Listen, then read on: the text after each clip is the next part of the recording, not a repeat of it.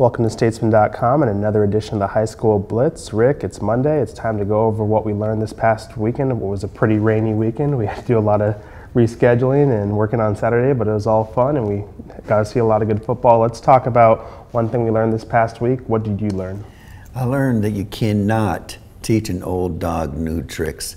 And I'm talking about Jerry Vance, the head coach at Liberty Hill, who I think has been there since the Kennedy assassination, maybe not that long, but a long time. Anyway, they never pass, or rarely pass. They've thrown 21 passes this year. They've got 95% of their offense this year has been by the run. So they passed the ball one time the other day. Guess what happened? Was it intercepted? It was intercepted. They throw one pass, it's picked off. Jerry, I know you've learned your lesson. Just keep the ball on the ground. They still won, though, and they're running away with that district title. They're a good team. Game lead over Taylor with a game to go.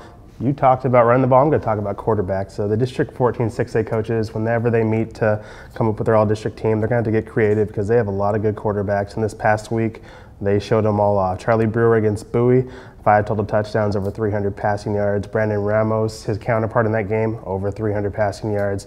Sam Ellinger on Saturday, he had 6 total touchdowns in the route of Del Valle, and that's not even talking about Bull Callbacker, who had 7 touchdown passes against Lehman on Thursday night, tied a school record. Austin High's been open since the 1800s, and so that's 4 good quarterbacks.